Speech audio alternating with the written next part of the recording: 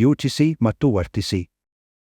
ಹಣವಿರುವ ವ್ಯಕ್ತಿಗಳು ರಾಜಕೀಯದಲ್ಲಿ ಹೇಗೆ ತೊಡಗಿಸಿಕೊಳ್ಳಬೇಕು, ಹಣವಿಲ್ಲದವರು ರಾಜಕೀಯದಲ್ಲಿ ಹೇಗೆ ಭಾಗವಹಿಸಬೇಕು, ನಾನು ನಿಮಗೆ ಮಾರ್ಗದರ್ಶನ ನೀಡುತ್ತೇನೆ. ಭಾಷೆಯ ಮೂಲಕ ರಾಜಕೀಯವನ್ನು ಸಂಪರ್ಕಿಸಬಹುದು, ರಾಜಕೀಯವನ್ನು ಧರ್ಮದಿಂದ ಪ್ರಭಾವಿಸಬಹುದು, ರಾಜಕೀಯವನ್ನು ಜಾತಿಯಿಂದ ರೂಪಿಸಬಹುದು. ರಾಜಕೀಯವು ಆಧ್ಯಾತ್ಮಿಕತೆಯನ್ನು ಒಳಗೊಂಡಿರಬಹುದು, ರಾಜಕೀಯವು ನಾಸ್ತಿಕತೆಯೊಂದಿಗೆ ತೊಡಗಿಸಿಕೊಳ್ಳಬಹುದು, ರಾಜಕೀಯವು ವ್ಯವಹಾರದೊಂದಿಗೆ ಹೆಣೆದುಕೊಂಡಿರಬಹುದು, ರಾಜಕೀಯವು ಕೃಷಿಯಿಂದ ಹುಟ್ಟಿಕೊಳ್ಳಬಹುದು, ರಾಜಕೀಯವನ್ನು ಶಿಕ್ಷಣದ ಮೂಲಕ ಪರಿಶೀಲಿಸಬಹುದು, ರಾಜಕೀಯವನ್ನು ಔಷಧದೊಂದಿಗೆ ಸಂಪರ್ಕಿಸಬಹುದು, ರಾಜಕೀಯವನ್ನು ಕ್ರೀಡೆಗಳಲ್ಲಿ ಪ್ರತಿಬಿಂಬಿಸಬಹುದು.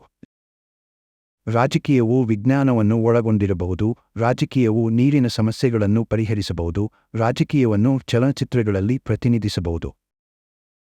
ರಾಜಕೀಯದಲ್ಲಿ ತೊಡಗಿಸಿಕೊಳ್ಳಲು ಹಲವಾರು ಮಾರ್ಗಗಳಿವೆ.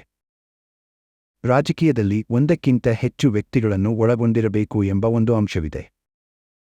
ಪ್ರತಿಯೊಂದು ರಾಜಕೀಯ ವಿಷಯವೂ ಬಹು ಅರ್ಥಗಳನ್ನು ಹೊಂದಿರುತ್ತದೆ.